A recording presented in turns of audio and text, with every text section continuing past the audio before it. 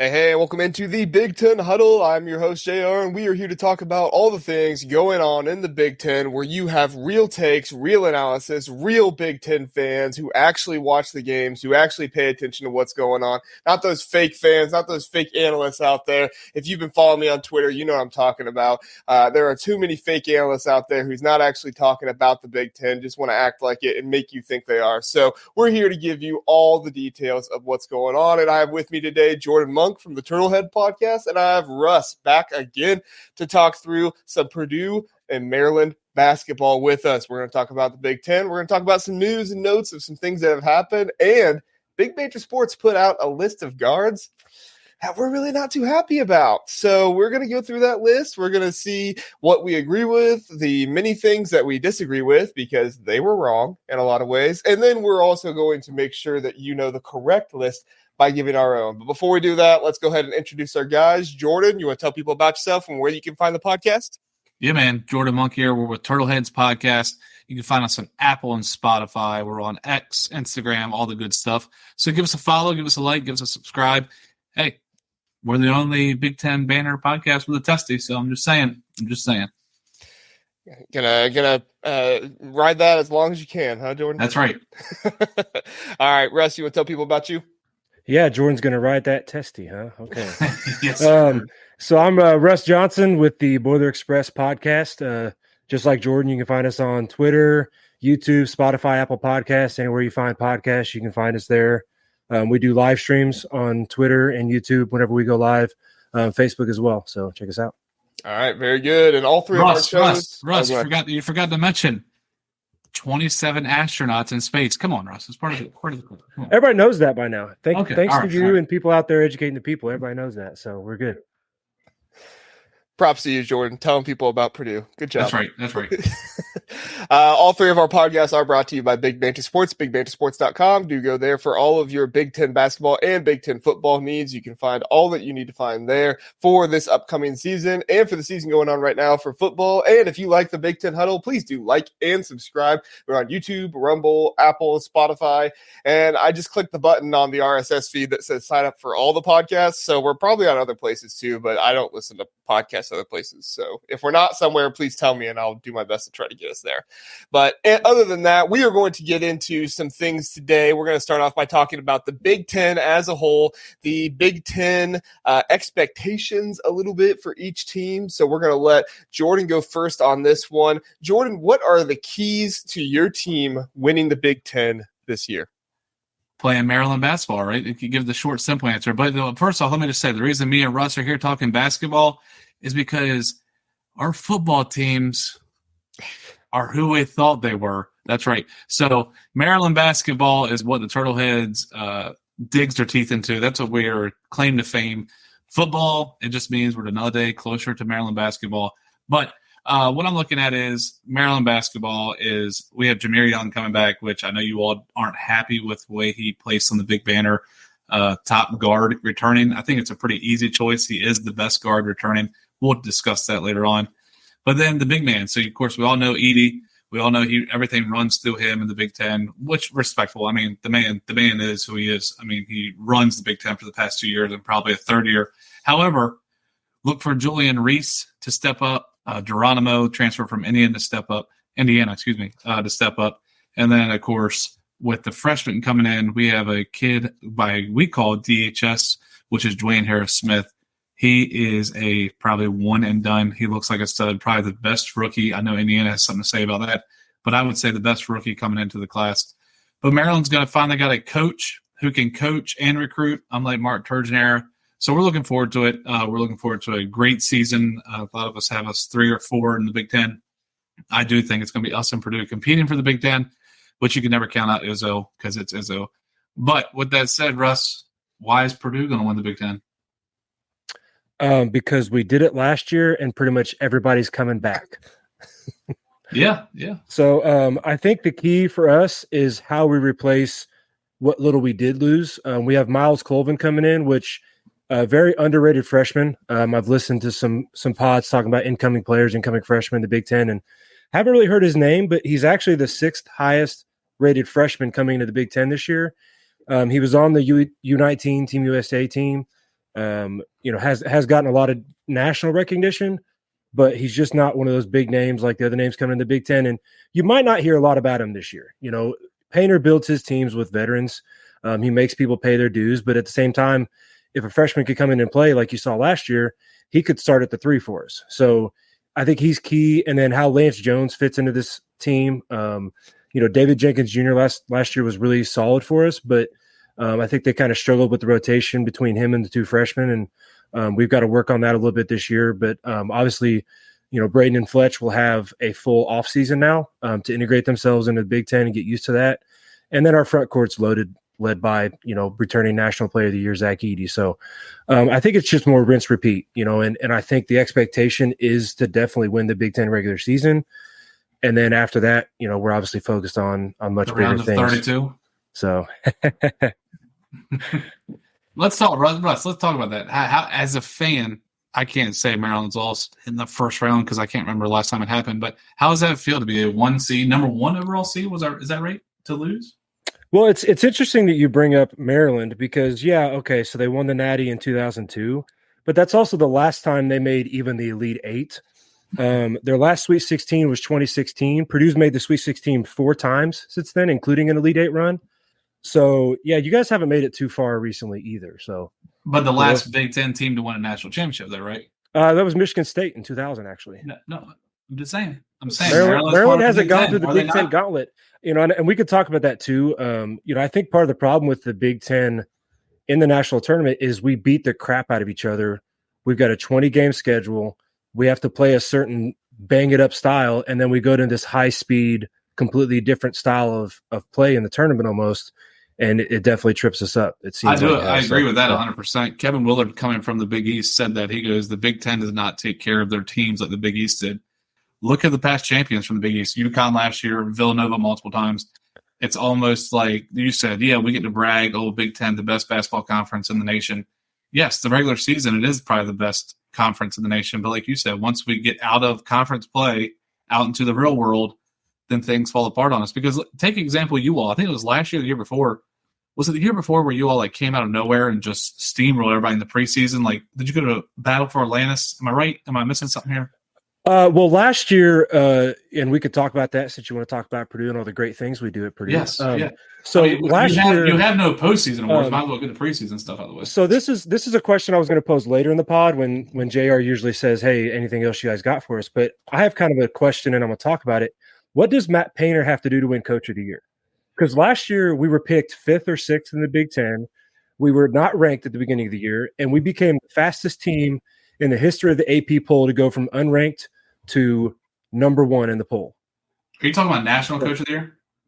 No, Big Ten Coach of the Year even. Because Northwestern gets it when they make the tournament, and they happen to finish, I think they finished 3rd in the Big Ten last year, but the Big Ten was a logjam, if you remember that, right?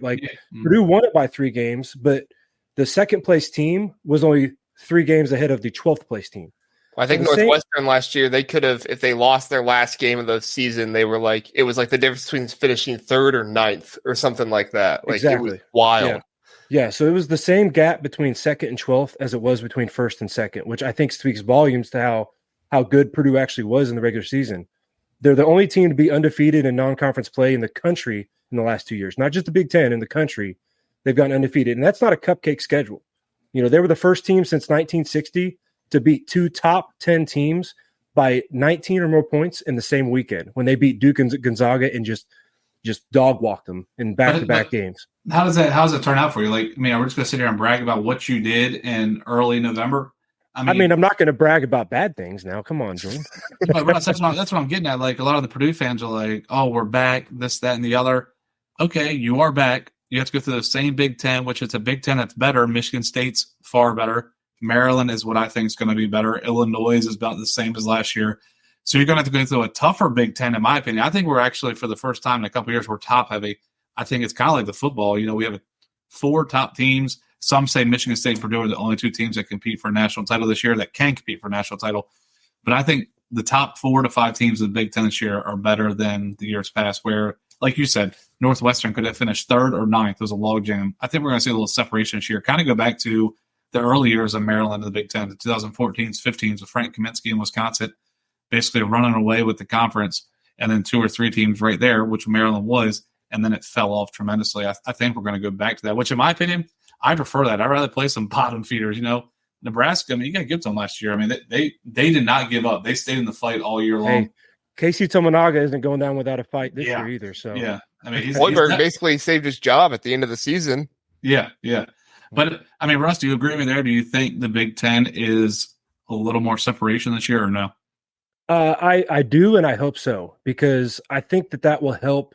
That was part of the stress with Purdue even winning the Big Ten last year, was they couldn't relax at all because it was always tight throughout the year. And yeah, we had a buffer, but like as soon as we started to slack off a little bit, it's like, oh man, if we don't win 3 of our last 5 games, we don't win the Big Ten. And of course, we still end up winning by 3 games, but it was definitely a struggle throughout the season. So it's, if we have that separation, I do think it saves our top teams a little bit, having some off nights.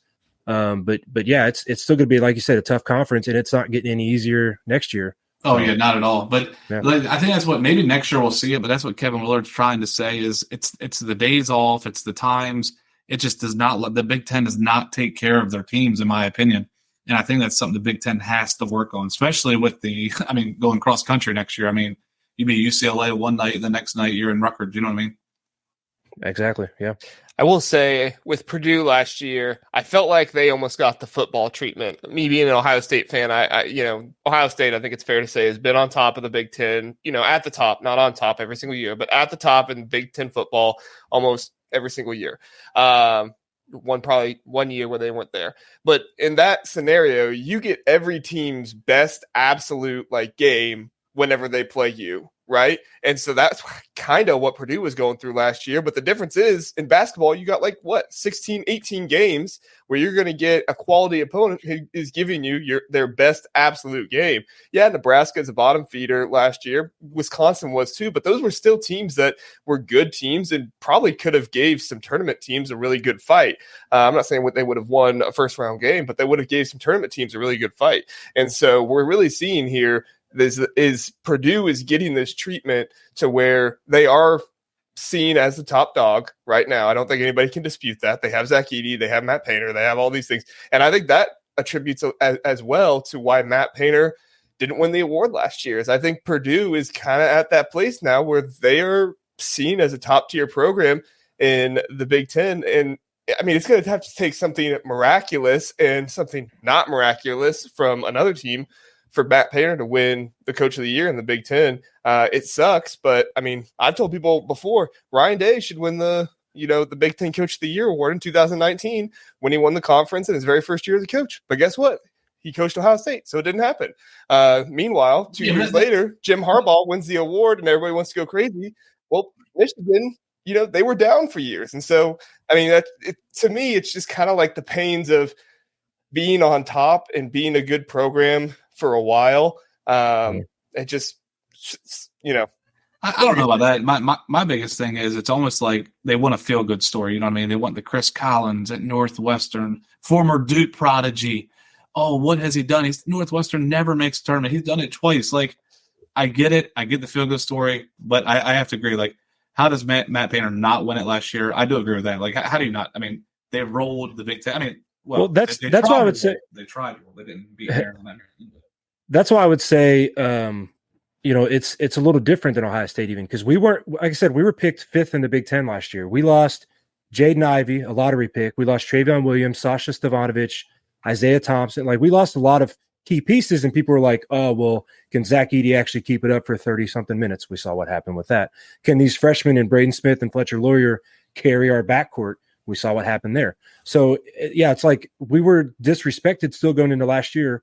We win the conference by 3 games, a number 1 seed in the tournament, and he still didn't get Coach of the Year. So it's like, like you said, I don't know if he ever will win it again unless there's no miracle stories, unless everybody finishes where they're supposed to. Yeah, and I'll be honest with you, I can see it right now. If Izzo, for some reason, we've only been around the Big Ten for about 10 years now, but we can tell Izzo gets to Coach K tribute. If Izzo somehow finishes second in the Big Ten, or heaven forbid, first, you could tell you right now he's locking up Coach of the Year. They love Izzo like ACC love Coach K. It's unbelievable. Yeah. Coach of the Year is the only award out there where you win for having a terrible team. Like, it's like, oh, you have a terrible team and you are mediocre. Coach of the year. Here you go. Yeah. It's what.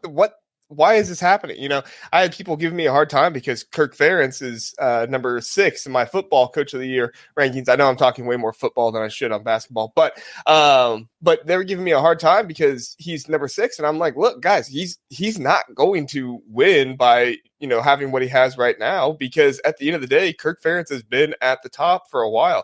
Yeah, he's got a lot of injuries and stuff like that, but guess what? If Greg Schiano goes 6-6, if he goes 7-5, he's going to win, because Rutgers is normally a bad team, but they were mediocre. It's the same way with Northwestern. It's the same way with any other team. If Michigan comes out this year and finishes 2nd or 3rd after Juwan Howard has some surgery, which by all means, I hope he's okay. I hope he comes back and he's fine. But if they do that, Juwan Howard's winning coach of the year, because it doesn't matter how you actually do. It's what did we think of you at the beginning? Were you going to be bad? And then, you exceeded those expectations. Here you go, coach of the year. JR, you can book it. Michigan and Juwan Howard's not winning anything. They are going to be who we thought they were and what they should have been since he's been there. The Juwan Howard show will be over here very soon. Do you agree, Russ? I do. I think so. Yeah, there's going to be even more clips like there seems to be every year. And if he doesn't sustain success and get a good seed in the tournament, yeah, it's going to be hot seat time for sure. Yep. So who in you guys' mind gets fired first? And like I said, I hope he's okay. We're not trying to disparage him when we say this, but Juwan Howard or Chris Holtmann? The problem with Chris Holtmann is you can book it now. He will have them a top 25 team going to the conference. They'll win some crazy behind preseason tournament. All the hype will be there. They'll go to that CBS Classic. They'll win a game, whatever, beat whoever, and all of a sudden it's going to be like, is Ohio State back? And guess what? He's going to come to the Big Ten schedule and he's going to do what he normally does, finish 500, maybe one game over. 8-8, 9-7. Yep. He does it every year. But let me ask you this: at a football school, JR, you're an Ohio State fan. You're kind of like reverse Maryland, right? Hey, we'll take 7-8 wins in the Big Ten Big Ten football. Is that okay for Ohio State fans, or did Thad Matta put a dream in your all's head that y'all are supposed to be good all the time? He needs to make the Sweet 16 at least every few years. Needs to make the tournament most of the time. One bad season every now and then where they slightly miss the tournament. I think that's understandable. It is basketball. It's kind of a little bit different than dominating in football. But I think then again, I'm also more rational when it comes to basketball than other fans. Other fans think we need to be in the Final Four every single year because they call us a blue blood program, which is just asinine and ridiculous. But Ohio State, that describes Ohio State fans in a lot of ways, asinine and ridiculous. Well, let me bring this up. Not that Maryland, Purdue, or Ohio State can speak on this. The Champions Classic every year, Duke, Michigan State, who else is it? Kentucky and Kansas, right? What is wrong with going back and doing the past 4 champions, having UConn play? Like, switch it up. I'm sick and tired of seeing the same 4 teams. I know this is totally off subject, but it just brought me to my mind. What's wrong with having whoever it is? I can't even think off the top of my head, but UNC, UConn, and whoever the other 4 past champions were. And if it comes from the same conference, I get it. Just go back to the non-same conference winner. What's wrong with that? I've always said that. I'm sick and tired of seeing the Coach K, which he's gone now, but the Coach K, the Izzo, the Bill Self.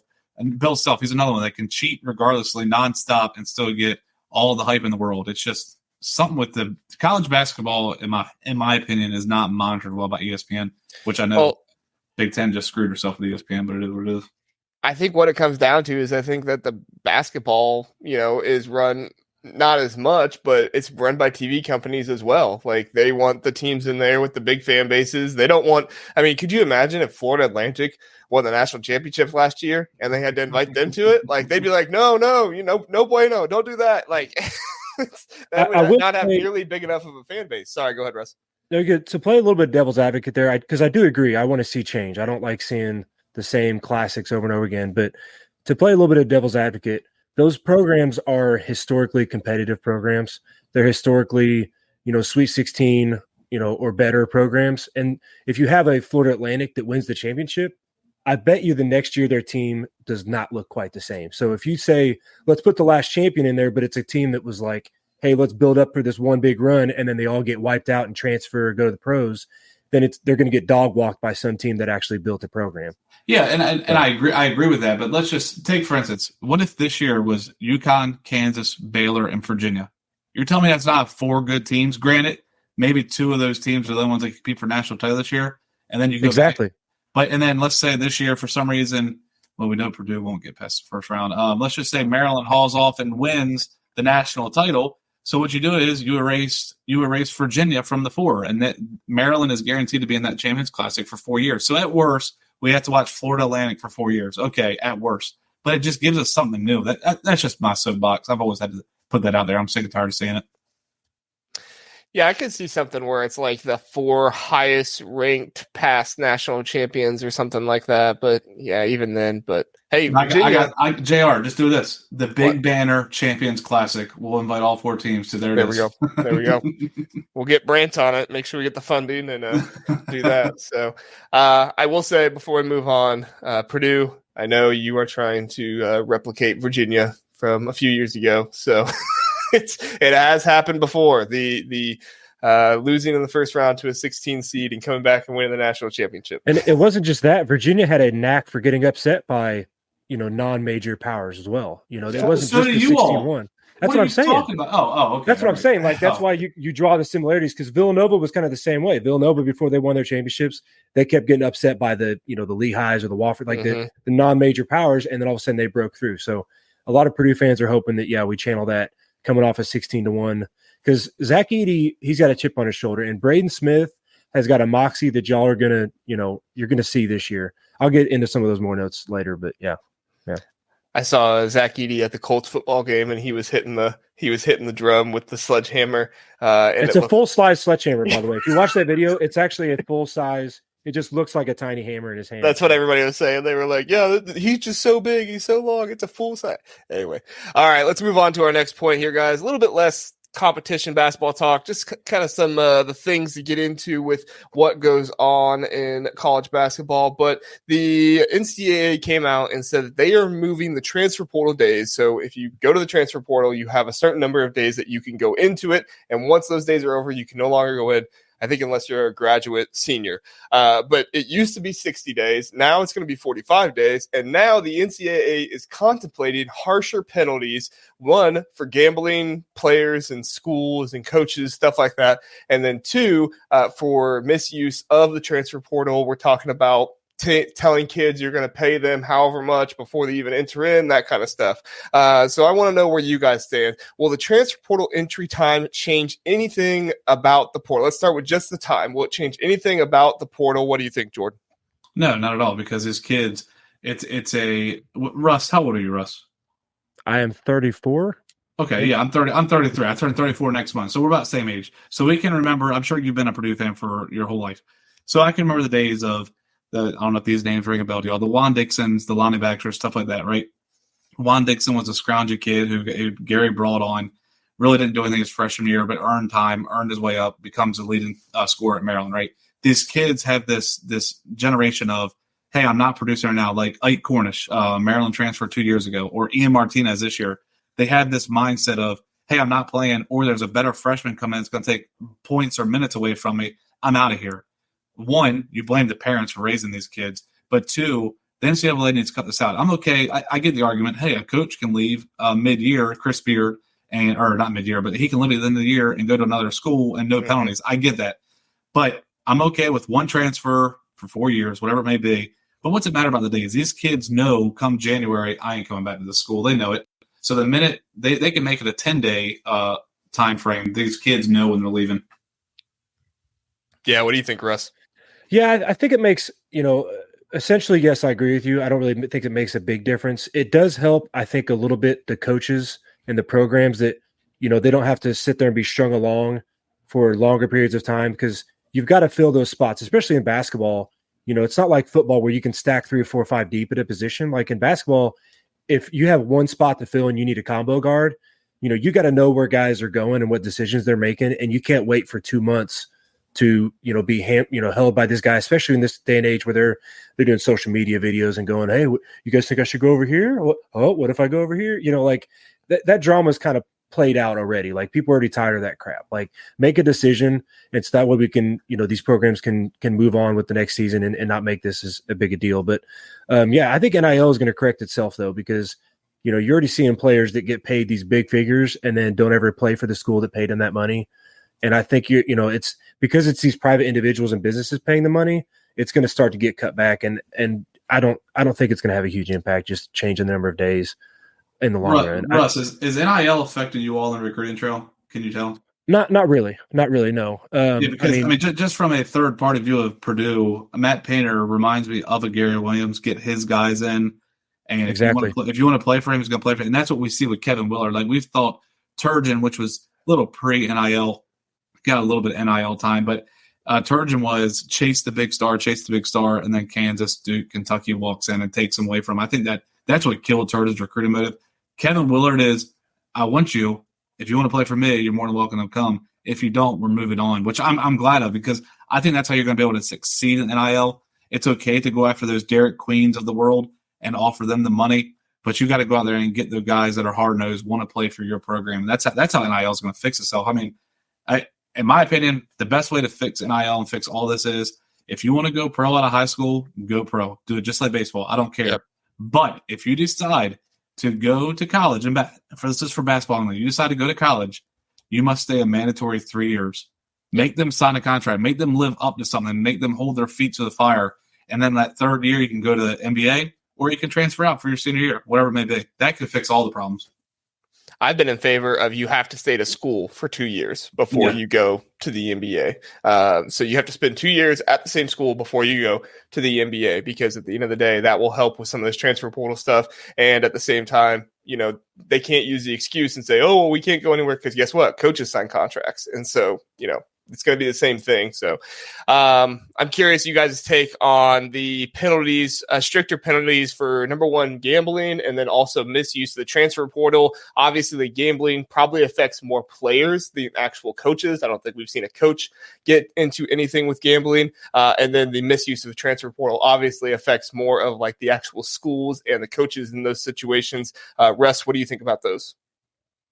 Yeah, I mean, the history shows in any area of life, if the punishment doesn't fit the crime, the crime's going to keep happening. So if this is going to be an issue, then you've got to raise the penalties to make it not be an issue. You've got to make that penalty be stiff enough that people don't risk it, because college sports is already in enough of a limbo right now with the NIL and the transfer portal that people already are starting to kind of tune out a little bit and not be in with the drama and all the big money that it's supposed to be a school sport. They're student athletes. And if they start questioning the legitimacy of it with gambling and things going on in the background, then that could be very, disastrous for college sports as a whole. Yeah. So it's you need penalties that fit the crime, that make people not even think about doing that. And with NIL, why are you doing that? Right? You're getting money now, you're getting a stipend, you're getting sponsored now. Like, it's not like before where you might have to gamble because you're eating ramen noodles every night and your team's on ESPN every night, but right. You're getting paid now, so don't be stupid. Yeah, what do you think, Jordan? My whole problem is I once again go back to what I know personally. You go back to the Len Bias era where Maryland basically got the death penalty for whatever they accused Bob Wade of grades, recruiting violations, whatever. They basically destroyed Maryland. No TV. Just destroy them.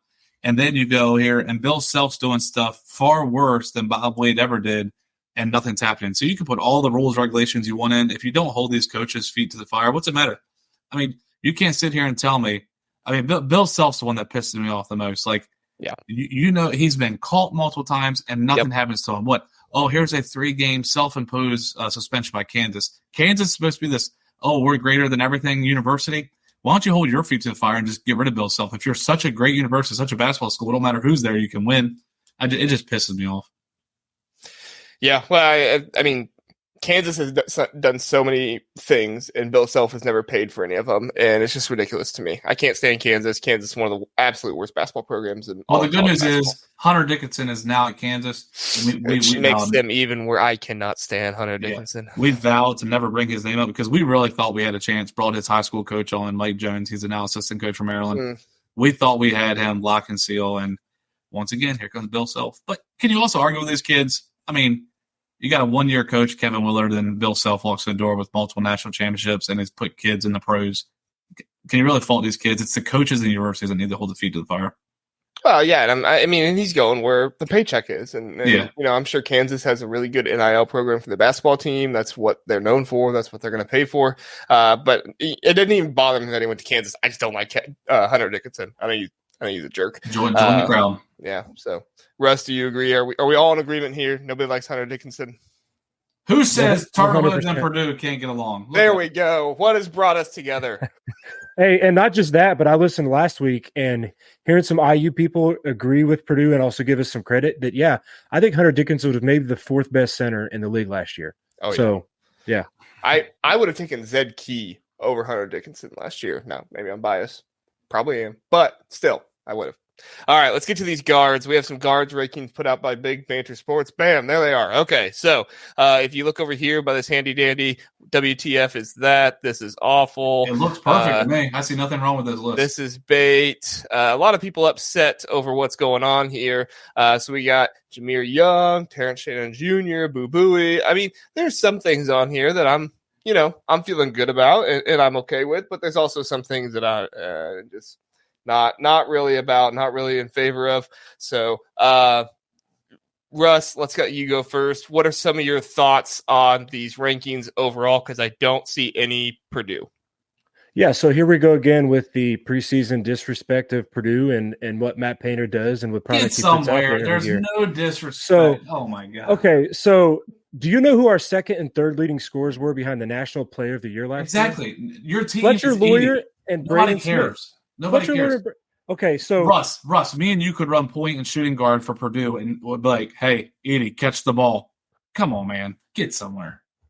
Okay, so can I go now? Yeah, go ahead. You got so Braden had the sixth most assists of any player returning the Big Ten from last year. Right? Sixth most assists as a freshman, and he's gonna have the full offseason now. Fletcher Lawyer, did you all, I know this basketball is a lot harder to catch every game than it is in football, but did you all watch the Michigan State game where we played at Michigan State last year? I think so. And the Izzone just berated Fletch all game, right? That Foster's better. What does he do? He scores 9 of the last 11 points, and including assisting the game-winning basket as a freshman. So to not have them on this list when we won the conference by 3 games last year is ridiculous. That's ridiculous. Xavier Johnson probably shouldn't even be on this list. If he's in my list, he's not even in my top 10. That's for sure. Like, I don't understand why every year people disrespect what Painter's going to put on the floor every year. I just don't get it. I will say I probably would have Xavier Johnson in my top 10. I don't think honestly, as an Ohio State fan, I don't think I'd have Bruce Thornton in the top 10. That'd probably be the one that I'd push out of there quicker than anybody else. Jordan, I know you're feeling good about the one spot, but what about the other spots? What are you thinking there? Well, I'm just looking up Maryland versus Purdue at Maryland. What day was this? I can't remember. The game where we won the 29-3 run. But anyway, Mr. Smith, he actually tied Edie for points in that game, 18 each. The problem was no one else on the team showed up. And that's y'all's problem. If you shut down Edie, granted, I give you credit. Smith is a good guard. He should be on this list. There's no reason he shouldn't be. I mean, I don't know why Wisconsin gets love every year. I mean, anyway. Chucky Hepburn deserves to be on here. Connor Essegian, no. Yeah. So I will admit, Russ, does Mr. Smith belong here? Absolutely. But that's my flaw with Purdue. If you shut down Edie, which this year might be different. Like you said, he had a full offseason. He sure did. I mean, he was gone after the first weekend. So, I mean, he had plenty of time to get ready for this year. So, I mean, my thing is, if he can step up this year, which we all know he's capable of doing, I mean, I'm pretty sure he went off at the Purdue-Maryland game at Purdue.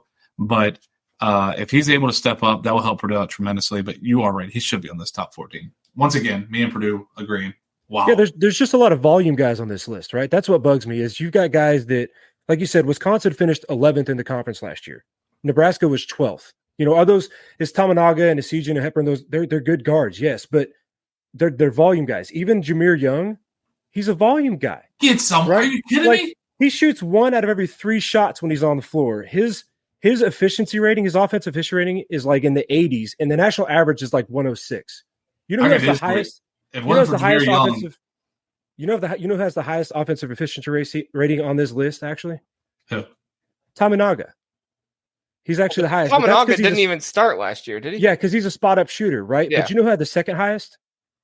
Braden Smith. Braden Smith, 117, and he touches the ball on like every play, right? As our point guard, and we're getting pressed 18th most in the country, and he's got a lower turnover percentage than guys like AJ Hoggard, Xavier Johnson, and he's 6th in the country in assists. Where should Braden Johnson be on this list then?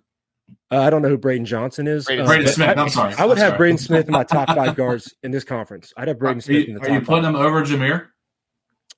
I had. Let's see what I do. Yeah, I put him over Jameer. I put him crazy. 3. That's I put him 3. I mean, he averaged 9, 4, and 4. He's the only guard in the league last year that averaged 9 points, 4 rebounds, and 4 assists or more a game. Only guard in the conference as a freshman. He's getting no respect just because the National Player of the Year gets all the headlines, averages 30 plus a game. He gets no respect. Yeah, but don't sit here and cry and say Purdue doesn't get any respect. Like you said, I mean, Zach Edey garnishes all the respect. They've been projected to be number 1 in the Big Ten by everybody. They're getting the respect. Like you said, should he belong on this list? Absolutely. But top 5, come on. So where would you put him? Top 7, 100% top 7. I'm not even going to doubt that, especially looking at this list. I once I saw Jameer Young, I just blocked out everything else. But I will say, I can say right now, DHS should be on this list also. I mean, I would take DHS over Tamanaga or whoever the Korean. Well, I don't think you can't put freshmen on here. Why can't you? Oh, is it returning, or is it just preseason guard rankings? Yeah, but you haven't seen him play. You can't put a freshman on here if you haven't seen him play in the Big Ten. That's my problem with Ace. That's my problem with Ace Baldwin on here. It's like we haven't seen him play in the Big Ten. Yeah, he did great. Exactly. He is not on my list. I went 14 deep, and Ace is not even on there because he's not even from a Power 5 conference. VCU, yeah, they're a decent program over the years, but they're not Big Ten. Like doing the Big Ten. Xavier Johnson, to me too, like coming from the Big East, everybody's assuming from a small sample size last year that he's going to be able to be a guy for them all year. But you haven't seen it yet. He could be a top 5 guard. He could be, but he hasn't done it yet. Like Jameer came from a non-Power 5. I'm just saying. Yeah, that's what I'm saying. I'm not saying they could do it, but to put them on the list and like give them credit for already having done it. Like we see way more guys come from non-Big Ten conferences and especially non-Power 5 conferences that don't work out and don't pan out in the Big Ten than we have seen be the exception. Jameer Young is the exception. Yeah, and I think that's the point here is that we're not saying that he can't. You know, Ace Baldwin could very well be on this list. We just haven't seen it. You know, same thing with Harrison Smith. Is we're not saying he can't be on here. It's just we haven't seen it yet. So, all right, well, let's do this, Russ. Give me your top 5, top 10. What did you say? You went to top 14. Give me that list. So I went. I had Terrence Shannon Jr. at the top. I did have Boo Buie number 2.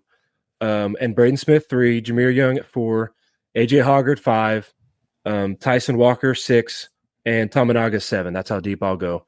I think Tamanaga is definitely going to get them further places this year. I think he has got to be a more consistent scorer for them. He's got to get in the starting lineup. He's got to be on the floor more. But after that, I did go a little deeper. I think I had Xavier Johnson, like I said, 11. And I put Fletcher Lawyer at the very back of my top 10 because I think Fletcher Lawyer could take a jump as well and end up being more of a 14 to 16 point a game scorer. And yeah, I don't think they're getting the respect. I don't think they get respect. If you're asking about all these guys, you're talking about these guys like Xavier Johnson, and you're anticipating how much they're going to improve going into this year. How can you not talk about 2 freshmen that were the second and third leading scorers on the team that won the conference by 3 games? I don't get it. Well, you can't talk about Peyton Sanford and Connor Sejan and say, "Oh, look at these freshmen," and even Tamanaga. Tamanaga, was he a freshman? That was his first year in the Big Ten. I don't know if he was a freshman though. But you can't talk about those 3 guys being ahead of Braden Smith in my mind. I mean, maybe Fletcher Lawyer, but I don't even know if that's right. I don't even know. You want my rankings, JR? Yes. Sorry, Jordan. You go ahead. Give me yours. Everybody loves TurtleHeads rankings, right? Everybody. Yeah. Because we are the number 1. He's about to name the guard depth chart for Maryland. He's about to give us the testes of the Big Ten guards. Do it, Jordan. Just read my mind, Russ. I didn't go 14 deep. I just did 2 deep. I did Jameer Young 1, DHS 2. Next question. Go. Exactly. Yeah. Hey, since you like trivia questions, I'll throw a trivia question in there. Who leads the Big Ten in Big Ten championships? It's probably Purdue because you're grinning from ear to ear. And do you know how many Maryland has in the history of their program? How many conference championships they have? Yes, I'll tell you in just 1 minute. I want to say 7. And that's if you include their 1932 championship. Exactly. I'm not going back that far. I'm going back as far as my memory can. Let me see if I can name them. You got 2020, which don't even get me started on that. And you're talking about regular season, correct? Yes. We should have won that outright. I think everybody on the show knows that. But Mark Turgeon, 2020, 2002, 1984. Did I get that right? Or 83? 84? I don't have the years, but yeah, that sounds about right. They were pretty spread out. And that's the difference between Purdue and Maryland, because you can name the years. Purdue's got we have a national title. We have a national title. We know last year was the There's a difference. Yeah, but Russ, would you rather have a national title or a Big Ten championship? What would you rather have? Next question. Exactly. I mean, good grief. I know we only got one, but at least we have that. So Painter's actually been interviewed about that. If you watch some of the coaches' show and press conferences and you get deeper into Big Ten basketball, he's talked about how basically it's his goal to win the Big Ten regular season championship. Typical Nick Saban BS right there. Well, it's because that's a pretty good comparison, Matt Painter to Nick Saban. Nick Saban at least wins. Nick Saban always said I'd rather win the SEC championship than the national. It's like, get somewhere. Well, the difference between football and basketball is basketball, you've got a 68 team crapshoot tournament that depends on what matchup you get and where you're playing. I mean, UConn looked like the best team in the tournament last year, but they played one team that was a 3-seed or higher, and that was Gonzaga, who played most of that game without their best player. Hey, can you name the only national? Now, granted, I shouldn't say only, but can you name one of the only teams that won a national championship? It's a too late trivia that played the highest seed possible every game. I'm guessing is it Maryland? Well, I guess that questions. I guess everybody plays the highest seed available, but Maryland played the 16, the 8, the 4, the 2, 1, whatever, so forth. Until it got to a championship, we played Indiana. But since you're talking about it's a crapshoot, yes, the Fairleigh Dickinsons, the St. Peters, who else we got here? The Little Rocks, the Cincinnatis, the VCUs. They're hard to beat. I get it. North Texas, don't forget that one if you're going to throw them all in there. Yeah. What year was North Texas? That was Ivy's freshman year, I think. That was where he actually set the there it is. Yeah, true freshman scoring record in their tournament debut, and we still lost that game. Yeah, that's what I'm getting at right there. Why do people think Purdue is going to win anything when it's the same old story? I get it. Braden Smith, get it. You're high on his horse, but if you can't do it without Edie, you all fold. Fairleigh Dickinson, like that is mind-boggling to me. That is far worse than the Virginia UMBC. Shout out UMBC, Maryland homeschool. But it's far mind-boggling because Virginia, we knew what they were. If they got in a up and down game, that wasn't going to benefit them. But Purdue can control the game, and it's just unbelievable. When do you all start questioning Matt Painter? It depends on who you talk to be honest. I don't question, because you talk about the last 40, 50 years of our program, we've had 2 basketball coaches, and we win the Big Ten championship pretty much like every other year. And yeah, it sucks to not have the tournament success, but we're a top 5, top 10 perennial team at this point in the AP poll. And we're a dominant force in the Big Ten. And we just haven't got over the hump in the big dance. If the Virginia game was probably the most painful. It's been 100 years, Russ. When are you going to give us hump? The Virginia game was probably the most painful experience I've ever had as a Purdue fan. I was at that game in the Yum Center when Diakite just happened to get that tap out, and they hit that shot to send it overtime. And that was the year I think Painter not just gets a Final Four, but gets a national championship. And if he gets that one, how much different is he seen now? Because Izzo's got how many championships? One. Yes. But he's seen as a Hall of Famer. Yeah. So all Painter's got to do is break through once, and like people are going to change the way they think about him. Like probably not, because it's Purdue and everybody wants to, what have you done for me lately? But that's my point. Is there's a lot of coaches like that have not, Jay Wright, he didn't break through, got upset, and then finally he breaks through, and now he's one of the greatest coaches of all time, right? What year is this for Matt Painter? Let's see, I think it's 15 or 16. I think he started let's just say overall or with Purdue. With Purdue, but he was only a head coach like 1 or 2 years before, because he was, I believe, an assistant, and they left for like Southern Illinois, and then was there for like a year or 2 and came back and took over Purdue. But Russ, let's just say hypothetically, you all win the Big Ten, because that's what you do apparently. That's your all's national title. You win the Big Ten, you win the Big Ten tournament, you go in again, number 1 overall seed, and you do it again. We're not going to lose to a 16th seed again. I'm not saying you are. That is not going to happen. But let's say it happens. It's not going to. If it does, there'll be If it, I don't even want to think about it, to be honest. I don't even want it that hypothetical because it is going to be ugly. It is going to be ugly. No, Edie's ugly. I'm sorry. You're misunderstanding the question. No, he's just tall. You got to get it right. He's just tall, and he played hockey. Hey, you going to come to the Maryland game or what? You paying for my ticket? You get me out there? We got season tickets. Row 15, man. I'm not really confident about the Maryland game. The Maryland series, I actually looked that up too. The last 9 straight games, the home team has won that game.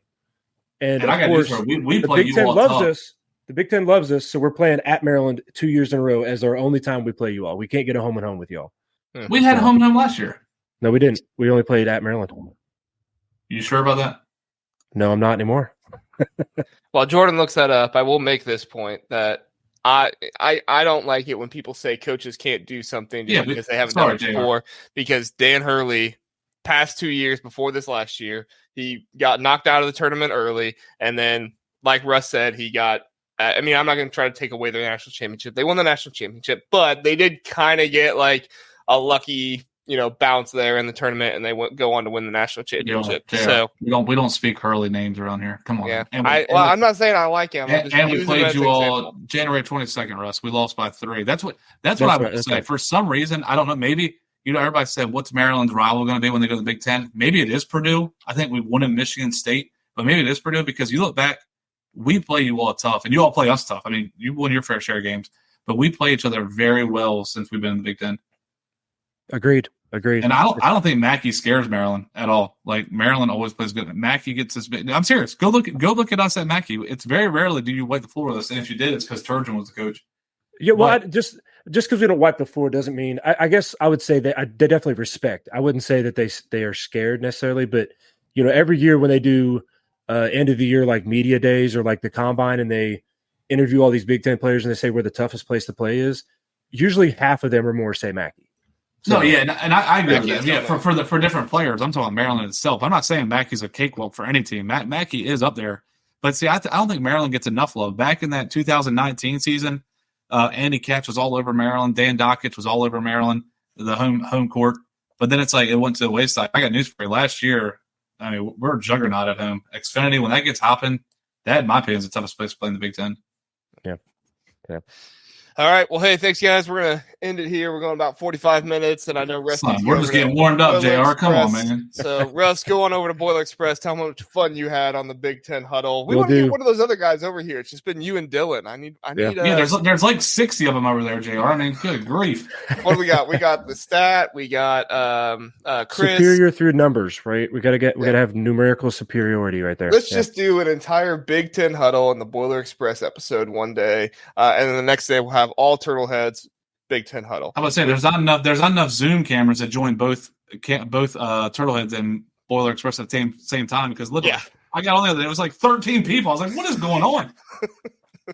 Yeah, I only got 10 spots. So, all right. Hey, we're going to wrap it up here. Thanks so much for joining us for the Big Ten Huddle. Thank you to Jordan for coming in, and thank you to Russ for coming in. Check out their podcast, TurtleHeads and the Boiler Express. Find them on Twitter, X, whatever you want to call it, and podcasts, all those different places. Thanks so much for listening. Thanks so much, guys, for coming on. Have a great day. Boiler up.